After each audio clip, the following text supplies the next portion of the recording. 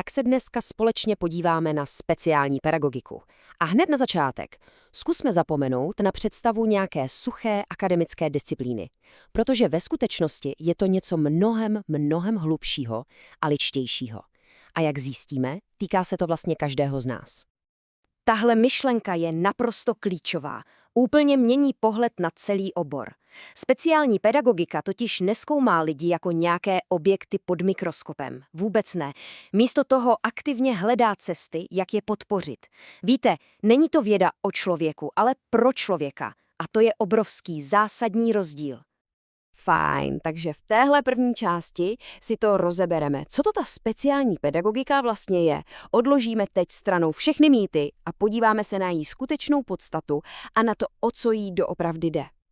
Takže v úplném jádru se tenhle obor zabývá jedinci se speciálními potřebami. Ale pozor, nepleťme si to. Nejde tady o nějakou nápravu nebo jenom o učení. Jde hlavně o to vytvářet ty správné podmínky pro růst a učení pro úplně každého, kdo je z nějakého důvodu znevýhodněný oproti většině.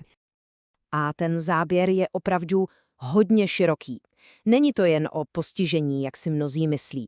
Zahrnuje to i poruchy chování, kulturní rozdíly a, co je zajímavé, taky mimořádně nadané jedince. V podstatě jde o kohokoliv, komu jeho jedinečnost vytváří v běžném životě nějaké bariéry. A v tomhle je ten nejdůležitější bod. Vůbec nejde jen o akademické výsledky. Cílem je něco mnohem většího, co nejvyšší možná kvalita života. A to znamená osobní spokojenost, samostatnost a pocit, že máme ve společnosti své smysluplné místo. Je to prostě komplexní, hluboce humanistický cíl. No a to nás přivádí k dalšímu velkému tématu, k jazyku. Protože právě způsob, jakým o věcech mluvíme, neuvěřitelně odhaluje, jak hluboce se změnilo naše myšlení. Slova tam mají ohromnou moc. Nejsou to jenom nálepky, že jo? Oni doslova tvarují to, jak vnímáme svět i lidi kolem sebe. A když sledujeme, jak se měnila terminologie ve speciální pedagogice, tak vlastně sledujeme fascinující cestu od chladného klinického nálepkování k lidskému a respektujícímu přístupu. Pojďme se na tuhle tabulku podívat zblízka. Je to fakt síla. Dřív se úplně běžně používaly termíny jako defektní nebo slabomyslnost. Ty pak nahradily medicínské, ale pořád dost tvrdé termíny jako mentální retardace. A dnes směřujeme k výrazům jako kognitivní omezení nebo speciální potřeby. Tenhle posun, to není žádná náhoda. Je to úplně vědomá snaha odstranit ten urážlivý a negativní nádech. A tím se dostáváme k pojmu stigma. Protože stigma je přesně to, proti čemu ta změna jazyka bojuje. Ta stará, tvrdá slova vytvářela znamení hanby. Nová, citlivější terminologie je vlastně prvním a naprosto klíčovým krokem k tomu, abychom odbourali sociální bariéry a předsudky. Dobře, a teď se pojďme podívat trochu do historie. Jak se vlastně společnost v průběhu staletí chovala k lidem se speciálními potřebami? Je to dlouhá cesta a ukazuje pomalý, ale přece jen jistý posun k lepšímu. Tahle časová osa mluví sama za sebe. Začali jsme v antice, kde byl přístup, represivní. To často znamenalo vyloučení nebo dokonce likvidaci. Středověk pak přinesl charitativní péči, která byla ale spíš o přežití než o nějakém rozvoji. Až v 17. a 18. století přichází humanismus a s ním první školy. 20. století se pak zaměřilo na rehabilitaci, tedy na snahu přizpůsobit člověka systému. A dnes konečně usilujeme o inkluzi, kde se naopak systém přizpůsobuje člověku. A tím se plynule dostáváme k tomu modernímu, celostnímu cíli speciální pedagogiky. Už to dávno není jenom o základní péči nebo vzdělání. Dnes jde o něco mnohem hlubšího. A tohle, to je to pravé měřítko úspěchu.